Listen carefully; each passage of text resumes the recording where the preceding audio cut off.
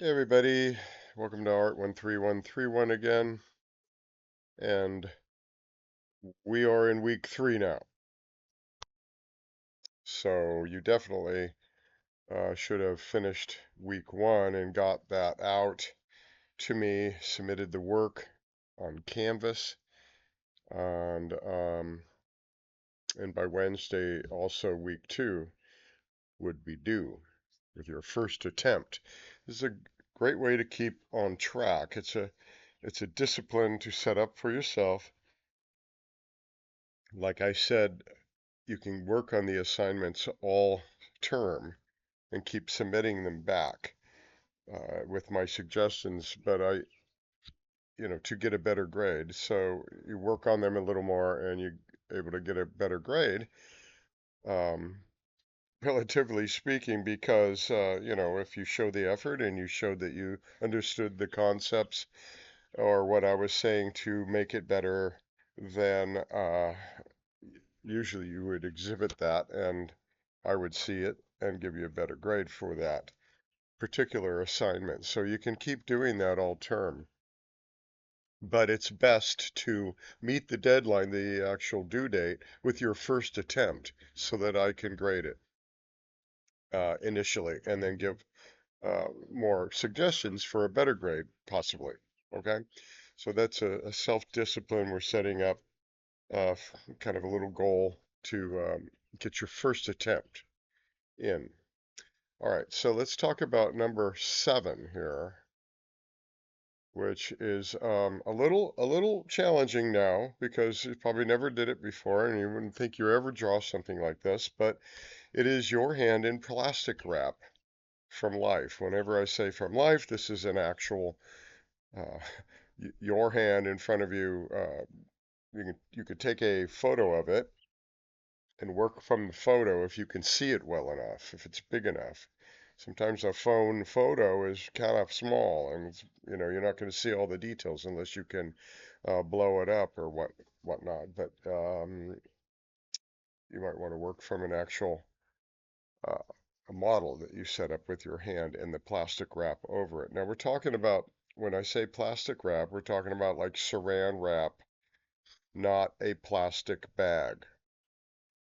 So plastic bags are going to be a little too thick, possibly. If that's all you have, okay, we'll work with it. But I'm looking for something that actually clings to your fingers and wrap around your hand. So there's a little bit of stretching and clinging going on with the plastic wrap on your hand. Okay. Now the reason is because you're going to be shading, drawing and shading your hand and now the plastic wrap over it, which it has light and dark areas, shadow and lit up areas, and also highlights from reflected light on the plastic wrap. And I'll show you several examples, and these are all student drawings over the years that I thought were pretty successful. They're all different.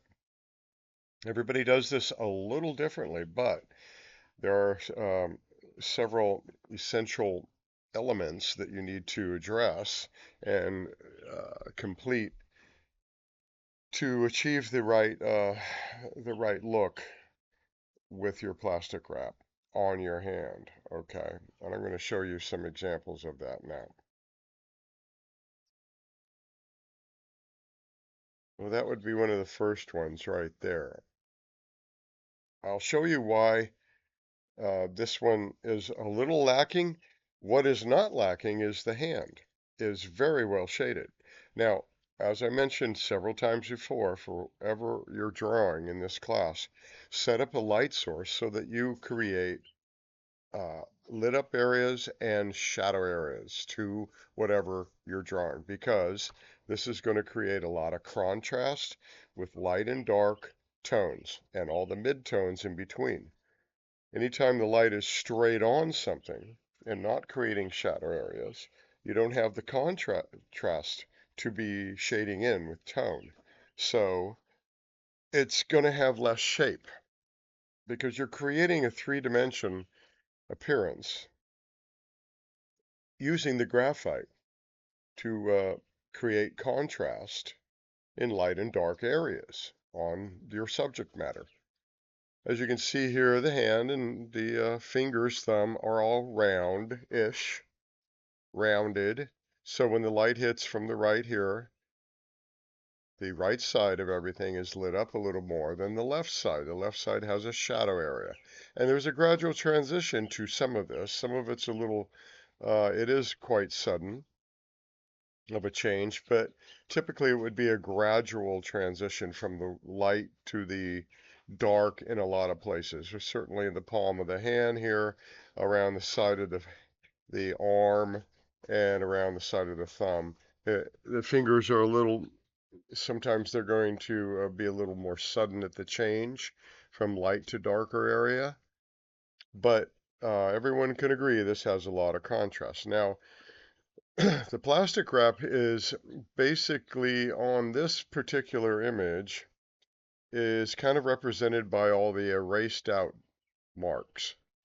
So those erased out marks are showing where the reflected light is on the plastic wrap. You'll see it. It'll be the lightest area. And so you're going to be able to, once you shade your hand, erase out where those little reflected light on the stretching of the plastic wrap are, and it'll start looking like there's something on the hand. What's missing from this is there should be some actual shading of dark areas to the stretch, so they would go along with some of these reflected areas, because the reflected area is on there because there's a stretch area which is kind of perforating or rolling and causing sort of an edge to the plastic wrap. And so that's going to have a light and dark area to it as well. I think they actually did do that right here. If you notice, there's a little dark shading right there on the other side of that reflection mark. And maybe one up here. I think it could use more, and I'll show you some examples of that now. This one, in my opinion, is very well done. So the hand, initially, you got to get the proportions right. Okay, you got to notice that the index finger is a little shorter sometimes. Everybody has a little different hand. A little shorter than or the index is a little shorter than the middle finger, and then the ring finger is a little shorter. Baby finger a little shorter. Thumb down here. Okay. All of these fingers and thumbs and palm of the hand have crevices and folds and wrinkles on them. And that's what you want to show as well. You're showing that through light and dark shading, because it's going to be represented when you put your light source one side or the other, not straight on it from in front or straight behind. That's not going to show much either, is it?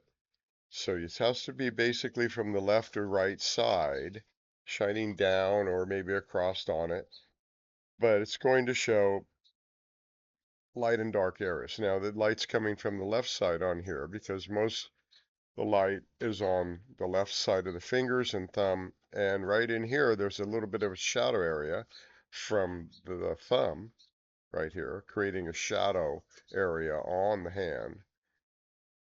And then you have all this other area that's away from light right in here on the palm of the hand.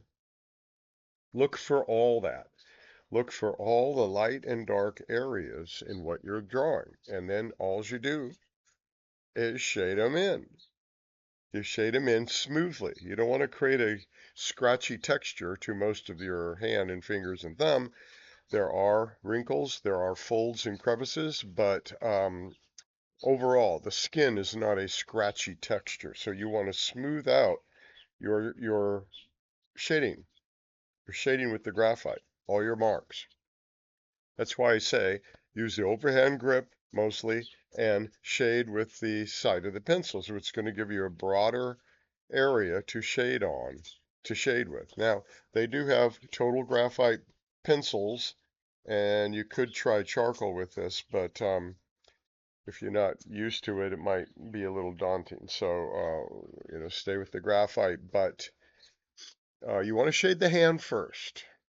You want the proportions to be correct. So lightly create your gesture drawing, of the hand so that you can erase out any marks you made if it's not correct and adjust it. If this is too big and that's too small and back and forth, then you adjust it.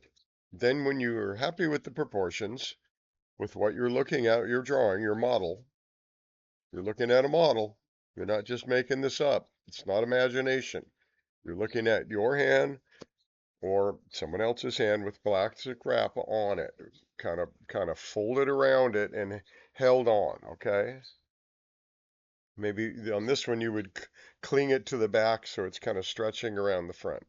Okay, however, whatever position you want your hand in, it doesn't have to be in one position or another, but you could be showing the top, the side, or the palm. So position your hand, gesture draw the hand, the fingers, start putting in where the folds and crevices are, and then if you're happy with the proportions, then start shading. That's the way I would approach this, although some have approached it where they do the whole thing, they shade in all the reflection marks along with it. I think it's a little harder. So uh, shade your hand first, and then I would do that, and then start placing the plastic wrap around. So if you notice, the plastic wrap has a tone. It's not completely clear everywhere. Right here, that's a darker area than the background. And then the very light reflection marks have been erased out. And they really paid attention to where they were. Boom, boom, boom. There's a lot of them. And there's a little swirl here and a little this and that and cutaways and sweeping places where it's stretched around and coming down and in. Now, I think this one does have little shading to go along with that. So it's in between and around, in between the reflection marks that have been erased out. They're the very lightest areas. Now, to get your eraser to do these really, really thin areas, they actually sell a eraser pin that you can eject the tip out of, and it's very thin, and it's like a pencil sort of, and you can use that. Otherwise, if you can't get one of those, you can't find one, then cut an edge on with the scissors onto your eraser. Cut a little edge so you can get a sharp edge there to erase out these reflection marks. I'll show you another example, and they're all different. Now this one has a lot of shading going along with the reflection marks. So there's light areas that show the stretching of this wrap. This one seems to be void of that. Maybe there was nothing there to shade in right in here, but all around here, there's a lot of shading that goes along with the light reflection areas, kind of accompanying it on either side, maybe one side or the other. But that really shows the presence of the wrap on the hand. And the hand and the fingers and the thumb are pretty well shaded. None of your skin is not going to be without a tone. All skin is not white as paper. Okay, so it's not going to be white as paper. There may be some very, very light highlights right here and right here and right here, but they're still not as white as the paper. There's a little bit of tone in there. So leave the lightest and the whitest area to the reflection marks on the wrap and erase those out, and they can be possibly as white as the paper. Okay, but the skin, no, it's going to have tone, and it's going to have varying tone where the light and dark areas are, and all the midtones. So it's not just one thing or the other. It's not like light and dark. There's all these midtones in there. There's 5 to 7. This is why you practiced drawing the boxes, shading the boxes from light to dark. All those are midtones, and they're going to be in everything you draw. From light to dark to the midtones, so they're all going to be in there. And this is what's giving you the shape. Let's show another one here. Very interesting one. Almost looks like a glove on there, but I love the fingernails on this one. I hope that was real. I think it was. But there's a lot of contrast in this. The hand is shaded well, there's lots of reflection marks, and there's really a lot of shading to the wrap right in here where it's semi-transparent. There's a lot of shading in there. So look for those tones in your wrap. It's not going to be totally transparent because you're going to have uh, objects from behind uh, showing through, coming through your transparent wrap, so to speak, and creating tones. And also, you're going to have the reflection marks that you're going to erase out. But where the wrap actually dips and folds and stretches, it's going to create little folds and crevices that are going to collect light differently. And so they're going to be little dark and light areas to the wrap on the hand. So this is what I'm looking for. I'm looking for the hand being shaded, the fingers and thumb. None of the skin is white as paper except for a very, very few little highlight areas, possibly. But you have your light source on one side or the other. You have a shadow side and a lit up side on your fingers and hand and thumb. And then you have all the wrap, which is going to have an edge that's stretched around the hand. It's going to have all this stuff going on in there. Look for it, and then start shading it in and erasing out tone. This one's a little simpler than that, but I still think it's successful. The hand is shaded fairly well. The wrap has reflection marks and then one side of it, which is the underside on the lower edge, which is shaded slightly, showing that there's kind of a perforation to the stretch marks as they're going over the hand from the wrap. And so it's collecting light differently. If the light's coming from the top of the wrap reflection marks are very light, and so they erase that out. Then they shaded in the bottom edge of it, so it gives it a lot of presence. Okay, you see how that's done? So there's a few things working there. After you've shaded the hand, you've erased out tone from the hand where the reflection marks are, and then you shaded in the bottom area. Some of the other examples were both the top and bottom, but I think this works as well. Might work better. The bottom of the reflection marks is where the shading is for that wrap stretch mark and that reflection mark. Okay, so look at that example and maybe you want to try it that way, but this one's another example which is kind of neat. There's a lot of kind of maybe lighter areas lit up on the hand, but they give enough contrast to show that there's a lot of shape in the hand. I think this still works. Now, maybe could have used a little bit more contrast in the hand, but it is showing the hand fairly well. And the reflection marks, and you have that tone where the wrap is. See all that grayish tone in there? Covering right in here through here, and then you have your reflection marks. Also, they did add a little bit of shading underneath some of the reflection marks. Probably could have used them a little more, give it a little more presence. But this is a pretty good way to do it as well. And you can pause the video and look at these, any of these a little longer if you want.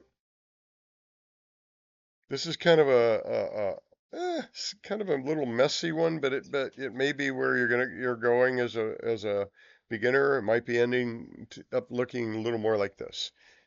The hand is shaded okay, but the wrap is definitely on the hand, so we can definitely see that there's something on the hand with all the reflection marks and the shading that goes along with those reflection marks, showing the stretched wrap and where it's kind of curvy and wavy. All that is shown. Okay, last one is very strange. It's very glassy looking, but it's just another way of doing it. But you can see the reflection marks in there. You can see the shading on the wrap. and the hand is shaded behind the wrap. Lots of shading on the wrap. Here, here, here, this all area here. They're seeing light and dark areas. So you have to take the patience to do this. I mean, I'm talking about a 2-hour drawing because in a class period, this would have been a 3-hour class period in a face-to-face situation. Well, with breaks and setup and teardown, at least 2 hours is spent or more on your drawing. So that's a lot of time. Don't try to do this in 20 minutes or half hour or even 1 hour. It's 2 hours. Okay. And I'm going to be looking for that effort.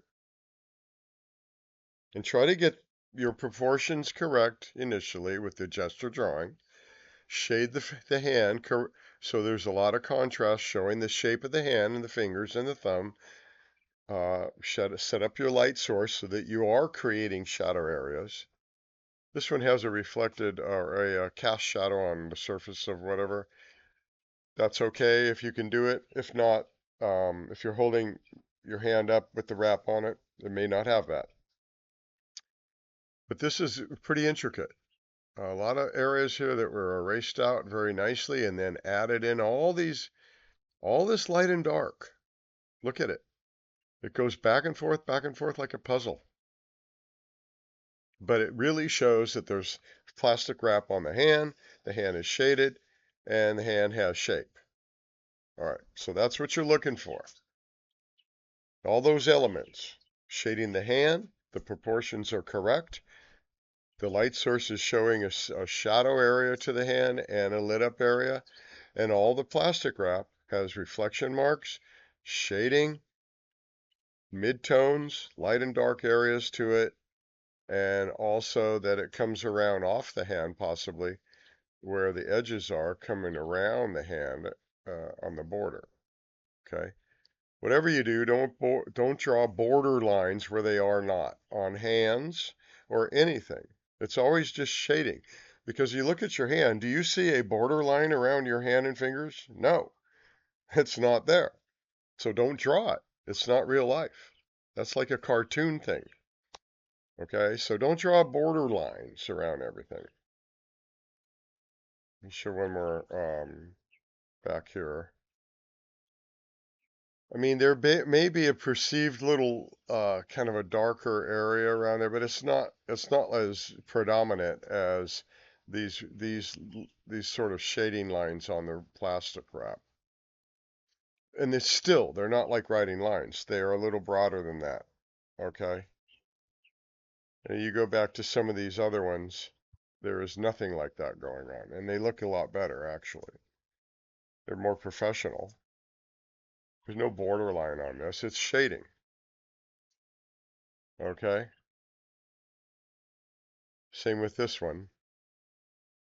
Some of the wrap does have perceived lines, but they are shading lines, in my opinion. They're not actually like writing lines, and some of them are very thin. But break it up if you do that. Don't make all of them really like thin like writing lines.